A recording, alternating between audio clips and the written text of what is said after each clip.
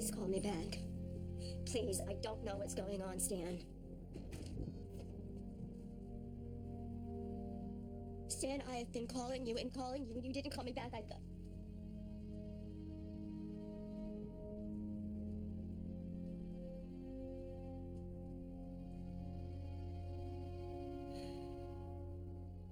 I found this in the laundry. It's her shirt.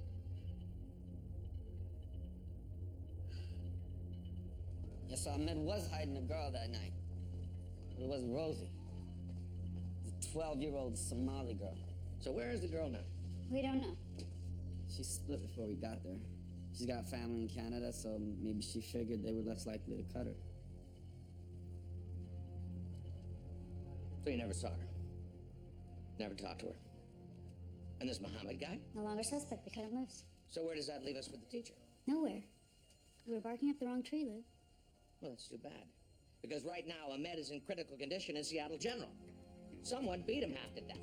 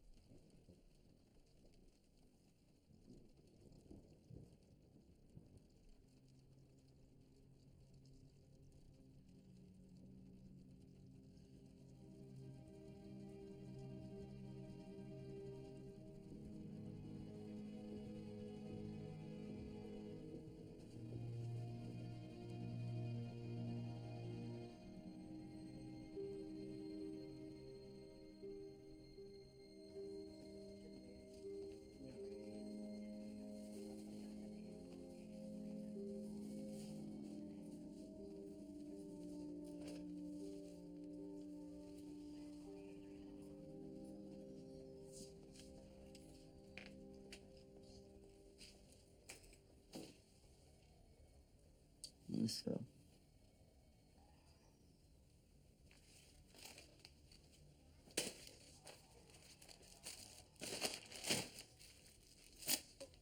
Come on, Lyndon, it's almost midnight. You can get all anal tomorrow. You don't have to wait for me. He was a good suspect. No, any cop would have done what we did. I never should have talked to the Larsons. Yo, Lyndon, it ain't your fault. He lied to us. Lied to us about his relationship with Rosie. Lied to us about that night, about the girl. I mean, if he had been straight with us, things would have turned out different. Maybe.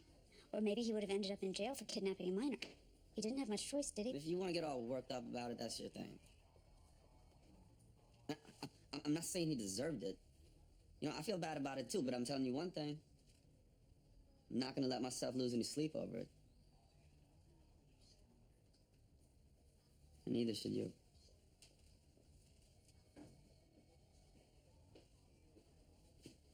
Are you coming? Yep.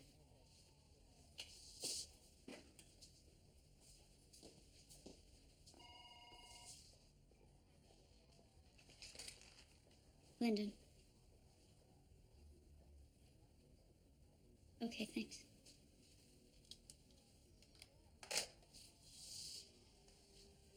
Stan Larson just turned himself in.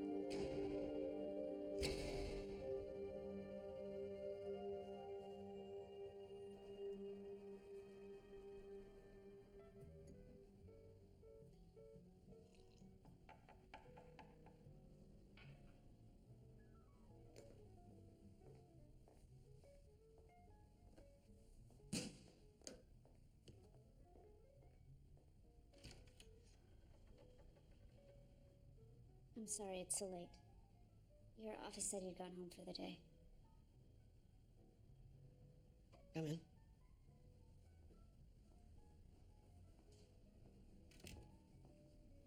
Nice view. Can I get you a drink? No, thank you. So what can I do for you, Detective? I will have that drink. Scotch okay? Hmm?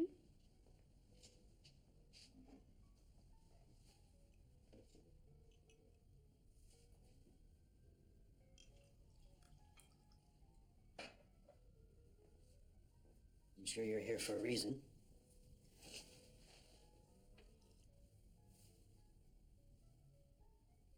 I wanted you to know that Ben Ahmed is no longer a suspect in the Rosie Larson murder. I never believed him capable of such a thing. Is there something else? Ahmed was kidnapped and beaten tonight.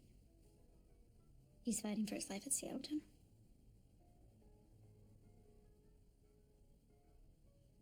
I don't envy you your job, Detective. I could say the same to you.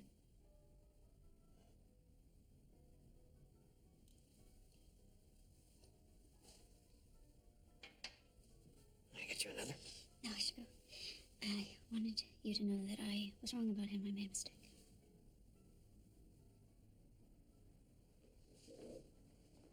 Thank you for the drink.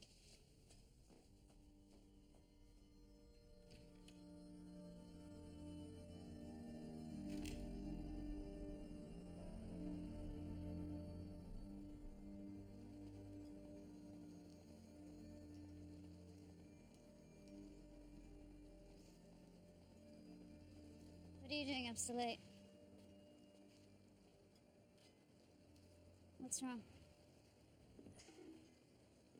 Let's see, I came home today after work and found Jack and 3 of his little buds hanging out alone on the boat, smoking cigarettes and drinking beer. Oh, God, Rich, I'm so sorry. And when I confiscated the beers and asked them very nicely to get their little asses off of my boat, Jack proceeded to call me a stupid lesbo. He's so dead. I mean it, no computer, no phone. He's not the problem, Sarah. Where were you? I mean, these kids were obviously alone here without any supervision for hours. I was working. I meant to call. I should have called. Your 13-year-old son is obviously acting out all over the place, and you're nowhere to be found. It's not like I can call his dad. Of course you can't, because it's all on me, Reggie. Well, I'm not the babysitter, Sarah. No, you're not. And I'm going to make it a lot easier on you, on both of us. Jack, get up. Get up right now. I mean, get your stuff. We're leaving. What? Why? Sarah, what are you doing? Something that I should have done a long time ago. Or Sarah, welcome for way too long. Okay, it's the middle of the night. Can we sleep on it? No, we need to go right now. Right now. Mom, I don't want to go. You shut up! Mom, where are we going?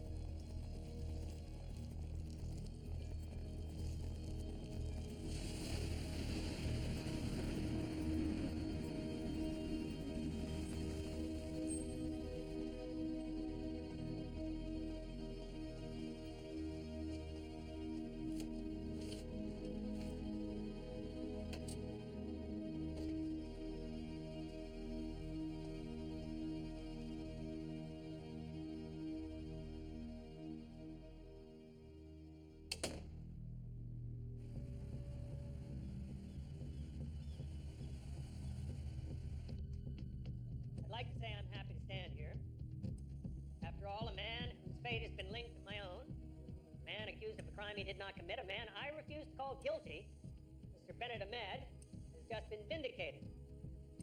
But while I stand here, that man lies in a hospital bed fighting for his life, a victim of vigilante justice. So no, I am not happy. What I am is determined. Determined to reopen the doors of the after-school program closed down by Mayor Leslie Adams. Determined to help reinvigorate those communities damaged by vigilante attacks in this city. And thanks to a generous donation, I'll be able to do both. As for my fellow city council members, I have a message. It is time to stop using innocent school children as political pawns. Questions? Payback's a bitch. What's so brilliant about all this is that it just fell into our laps. A man almost died, Jamie. still Still trying to control the glee. Hey, the exact thing that was biting us in the ass turned out to be our greatest asset. Despite what everyone else thought about Bennett, you didn't waver. You stuck to your guns. That's right, you're the integrity candidate. As if there is such a thing. There is now. It's you. That's how we brand you. I don't care how you brand it. Let's just scrap the attack ads against Adams and run with us. Already have Valerie pulling new clips for an ad campaign. While we're at it, I've been thinking I want to send a message to my friends on the city council. A message. Yeah, I'm going to propose a 10% across-the-board funding cut for each city council member. Why? It's an austerity measure. City's suffering. Why shouldn't the members of the council suffer too? Well, that means everyone's going to have to take pay cuts. Fire staffers, cut per diem. That's right. No more free lunch. You sure you want to burn those bridges? Because they are gonna burn. They let the match, Jamie. Those self-interested bastards show their true colors. Now they'll see mine. Okay.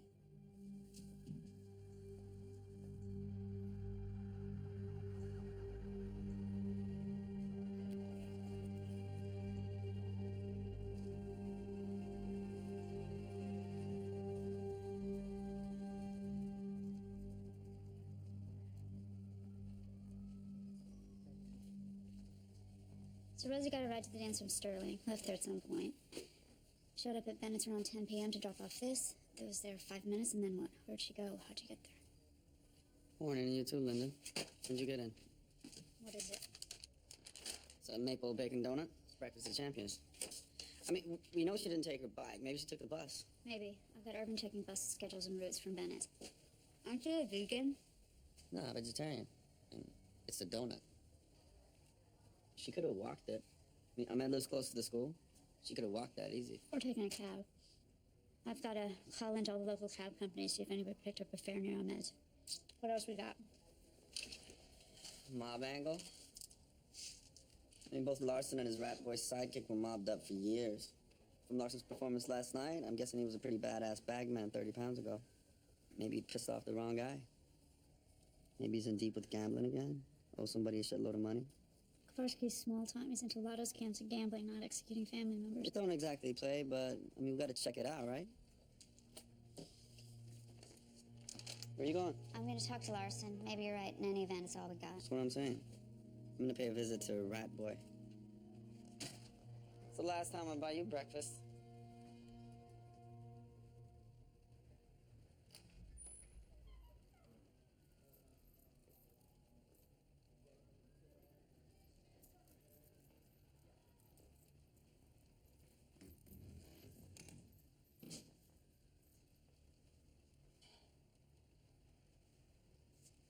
I have a few more questions I need to ask about your daughter's case. We know you were once an associate of Yannick Kowarski. Mr. Larson. That was a long time ago. I was a different man back then. How about gambling? Is that a problem for you? You've no enemies from that time that might have been seeking retribution now?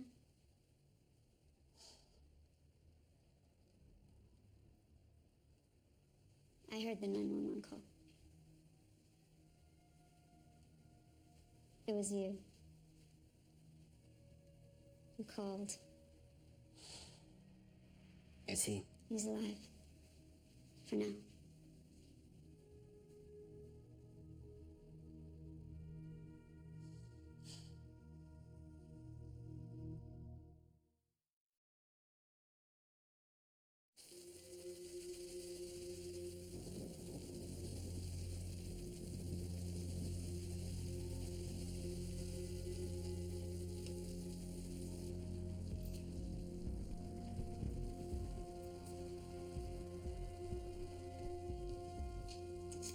Knock, knock.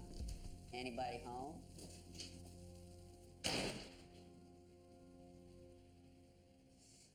That teacher might die. It's not gonna be good news for your boss. I don't know nothing about it. Nah? Yeah, you just one of those guys who don't know nothing about nothing, huh? All right. Let's talk about something you do know. Yannick Kowarski? How long did you work for him? I didn't. No? Huh. That's funny, because I got a friend who says he used to be a runner for Kowarski, and that's how you met Larson.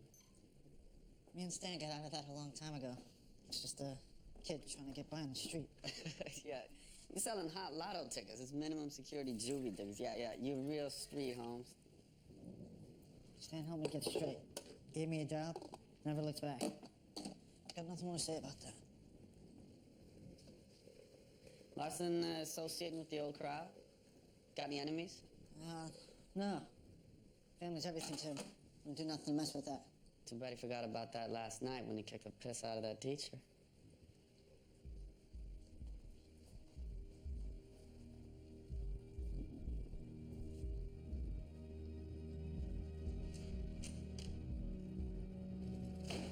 Your Honor, at this time, the people would like to file with this court a 2-count complaint against defendant Stan Larson, date of birth February 8, 1964. The people are filing 2 counts of kidnapping in the first degree and attempted murder, pursuant to Washington State Penal Codes 9A 40.020 and 9A 28.020. Do you understand the charges as read to you, Mr. Larson? Mr. Larson, Yes, Your Honor. how do you plead? Guilty. I did it. Your Honor, clearly my client is under some duress and not completely rational at this moment. On behalf of Mr. Larson, I'd like to enter a plea of not guilty. Unless you want to spend the rest of your life in prison. We're going to need to do some work here, Mr. Larson. Mr. Larson, in light of the seriousness of the charges, I'm going to defer to your lawyer and allow him to enter a not guilty plea on your behalf. All right. Let's get an expedited report on the bail issue and take it up tomorrow. Is that agreeable to the calendars of both? Linda, Detective Cabby picked up your ticket. I'm Edge. you sure you picked her up from that address? Yeah, that's what he said. Where's the driver now? Outside the federal building. I'm on my way. Is this her? Yeah. Hair was longer. Looked kind of like Alanis Morissette when she was better looking. That's why she stood out. Where'd you drop her? Let me check. Do you remember if she had a backpack or a purse? Or... Look, lady, I don't know. I drive up to 40 people a day sometimes.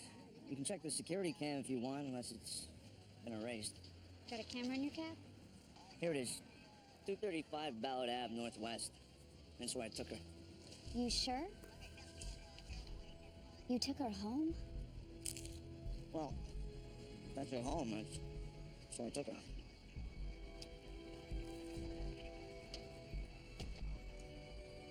Oh, I heard she was a hot little piece. You got that right. Guys, you're supposed to be there at 1. Move your asses. Yeah, we're going. All right. Okay. Yeah, thank you. Bye. Who are those new guys? Just some guys we bring in from time to time. Why? I've never seen them before. Hey, Mitch, we got a problem. But we can talk about it later if you don't want to. What is it? It's just, we got a big client who's got a job for us tomorrow, and we don't got the manpower, and they don't want to pay overtime. Just call Ronnie and Jim. Stan don't like working with those guys. Just call them. Stan doesn't need to know about it.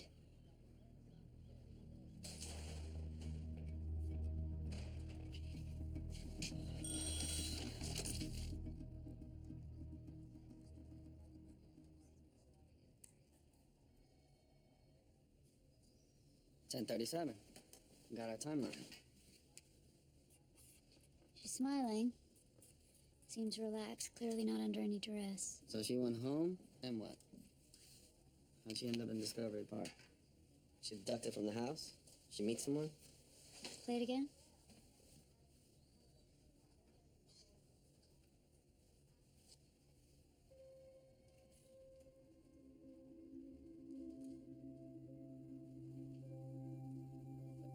Where's that dude parked? In front of the house. Looks like he overshot the door by 20, 25 feet. Wait, check it out. You see that? Where that light is behind her? That's the Larson's front door. It's on, the inside light. Yeah, so what? Larson's were out of town that weekend. Now watch. But someone was in the apartment. Turned off the lights when they saw she was coming.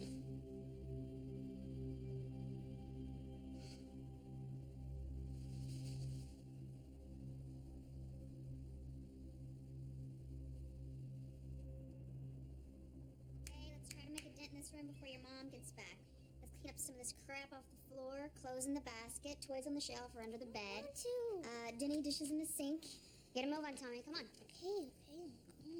Do we have to? Look, you guys, there's some serious ice cream in this for you if we finish this before your mom gets back, so come on. What's up with Wookie? Is he sleeping? So Mom said. She said he was just resting. Okay, then we'll just let him rest.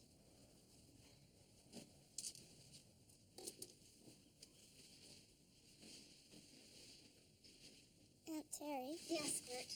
Why is Dad in jail? He's not the bad guy. Why don't they put the bad guy in jail? Yeah.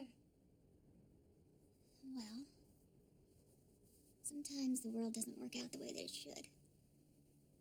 Sometimes things are all screwed up, and that's just the way that it is. And your dad is a good guy. He's a great guy. But sometimes you do what you think is right, and it ends up being wrong. He'll be back soon.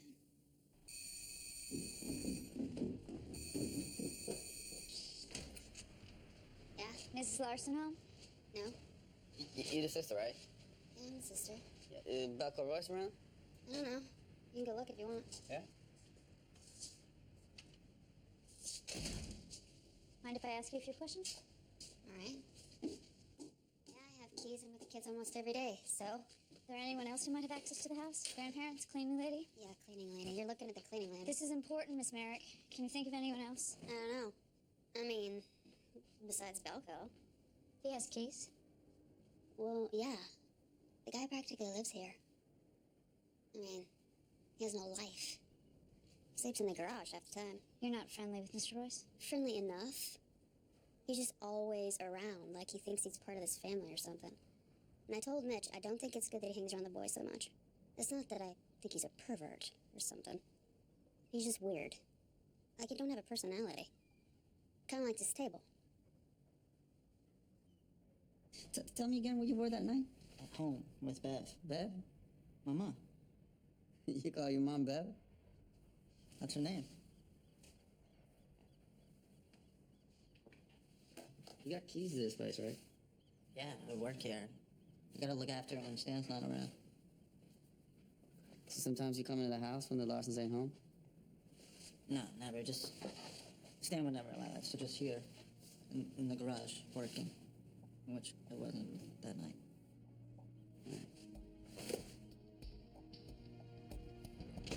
That boy's a liar. Lied about running with Kowarski, and I'm betting he lied about that beatdown too. His hands are shredded. Sister's not a fan. She doesn't trust him. But he's got an alibi, right? Yeah. His mom. He was my miracle baby. I had him later in life. I thought it was menopause, but it was Belko. He's an only child? That's right. His daddy was a lush and a deadbeat. We were never really together. It was just me and Belko. He was my little man. So he always lived here? Mm-hmm. But that don't mean I'm a nun, if you know what I'm saying. Yeah. So, Mrs. Royce, you told Detective Preston that Belko was here on the night of October 5th? You remember telling him that? Of course I do. He was even younger than you are. Not nearly as cute. So he was here that night? He was here. He's here every night. He's my little man. Here we are. My Belko's a good boy. He always makes his bed. When he was little, he had this cat named Cleo or Chloe or something. Pissed on that bed every friggin' day. So one night I took that little pisser out and I dumped him into the trash. I don't think Belko even knew.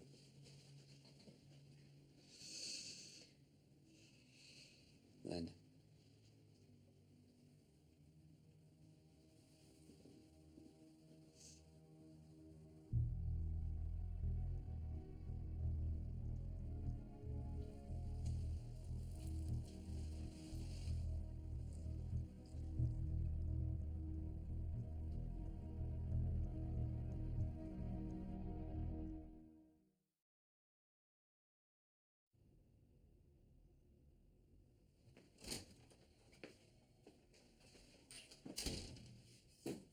Really appreciate you coming down, Mr. Royce. Sure. Anything I can do to help. Milk, 2 sugars. Thanks.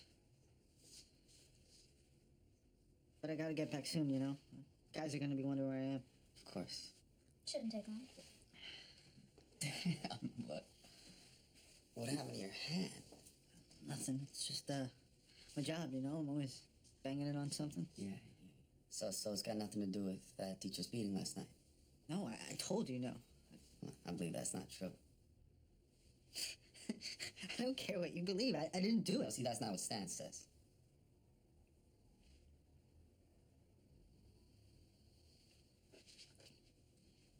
That teacher killed Rosie. Anybody would have done what Stan See, did. here's the thing. That teacher didn't kill Rosie, Mr. Royce. He's innocent. And now he's probably gonna die. He's not gonna die. That's what it looks like. He's all hooked up on life support. See, your pal Stan, he's in some deep shit, man. And you are too, from the looks of it. When I heard about Stan, I got mad. I pounded the wall. I didn't hurt nobody. Oh, you banged the wall? I thought you said it was a work injury. Yeah. I don't know. Hey, bottom line, Mr. Royce, we don't care if you beat up some teacher. No? We're homicide detectives.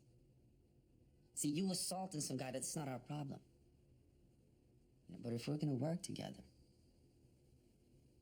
let's see if we can at least be honest with each other. Now, you were with Stan Larson last night. We know you were. Okay. Yeah. Good. Good. See, now we can just drop that. Move on. Because we got trust. Right? Okay. All right? So, now let's talk about the night Rosie Larson was killed.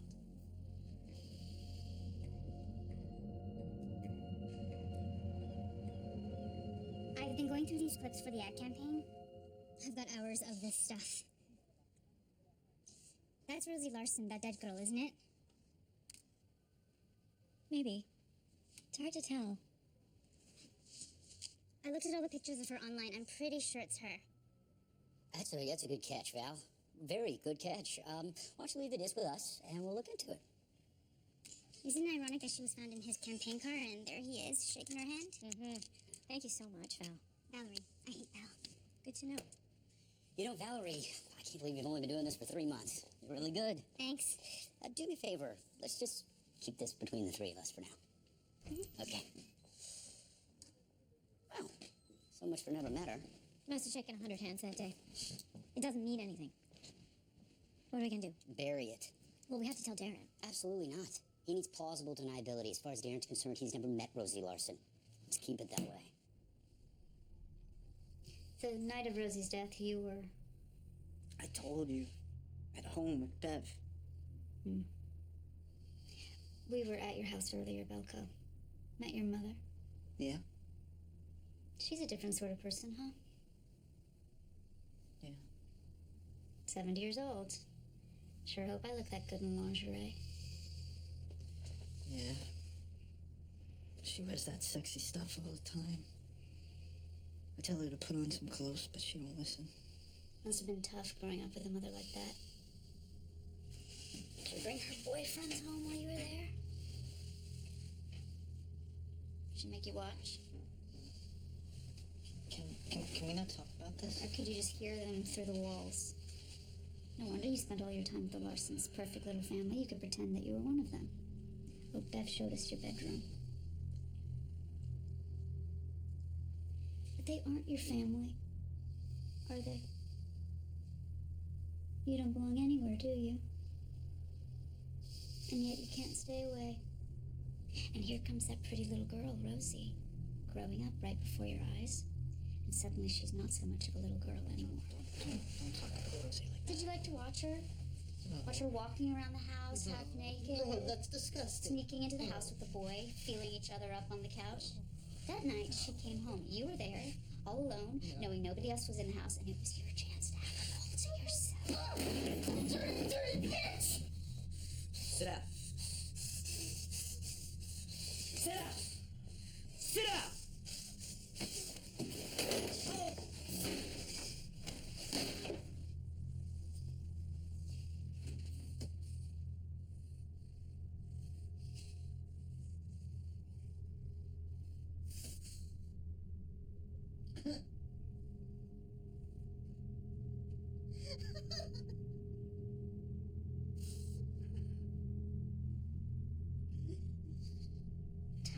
Tell me what you did.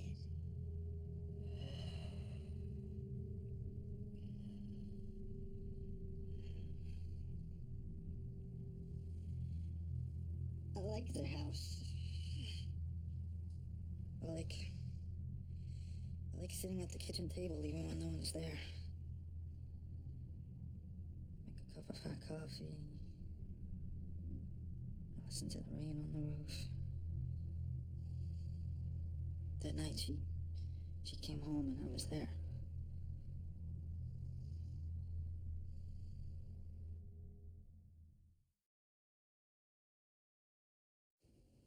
I was there.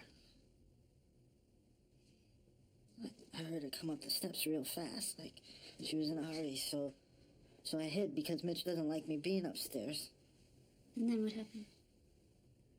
Then, I could hear her in our room, opening drawers, the closet, and keys jingling.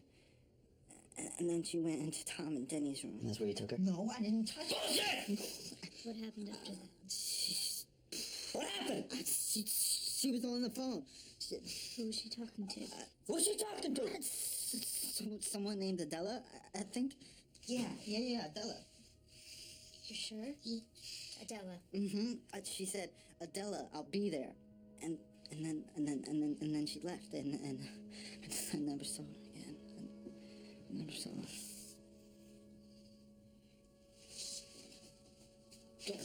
Don't tell Mitch I was upstairs, please. Please don't tell him me, all right? Please don't tell him me.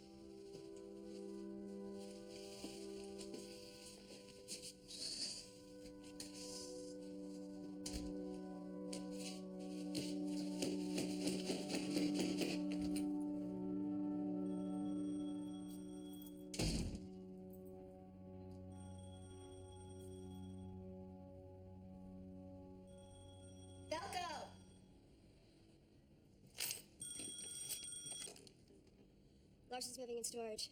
Hi, is Mr. Larson in? No, he's not here. Can I help you? Who am I speaking to? I'm his wife. Will he be back soon? No, he won't be here for a while. I'm calling from Tilden Mutual Bank, and we had a... Wait, which bank? Tilden Mutual? Oh, yeah, right. Mrs. Larson, we wanted to let you know that your last check was returned for insufficient funds. It appears that your account is overdrawn. Mrs. Larson? Overdrawn? How can we be overdrawn? I can't answer that. Are you sure? Yes, quite, but I can send you a duplicate of the statement, which you should have already received. Then just take it out of the savings account. Well, as a matter of fact, you do have overdraft protection, so that's what we would have done if you had any funds in the savings account. But unfortunately, your balance in that account is $2.13. Okay, no. You're looking at the wrong account. Not according to my screen. Whatever you had is gone. Gone?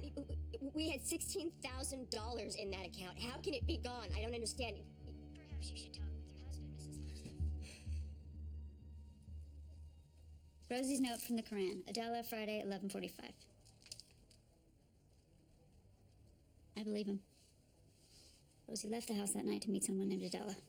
Okay, but there's no Adelas in the school.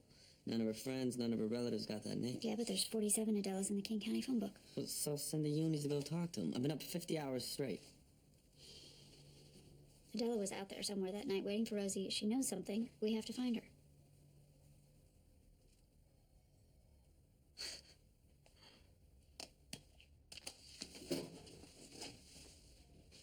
Where are you going? Sleep. Should try it sometime.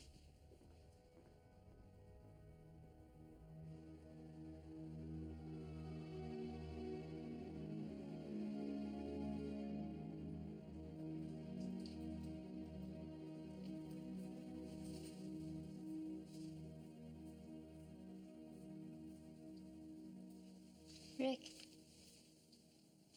Reggie told me where you were. I want to see where you live. Do you want to come inside? I'm good.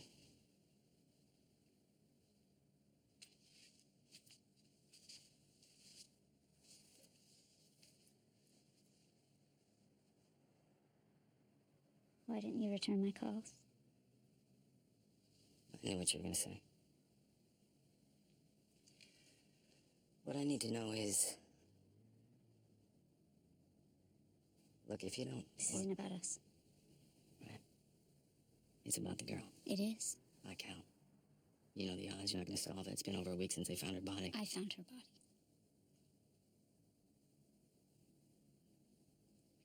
I got a flight to catch. You flew all the way here just to tell me that you're pissed. No, I flew all the way here because I was tired of waiting for you to come to me. But that's never gonna change, is it, Sarah? I'm always gonna be waiting, won't I? This is important to me.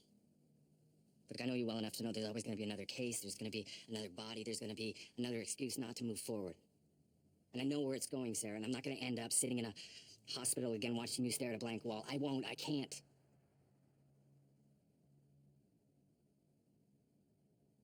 Look, I've got 3 tickets. Midnight flight to Oakland tonight. Are you coming?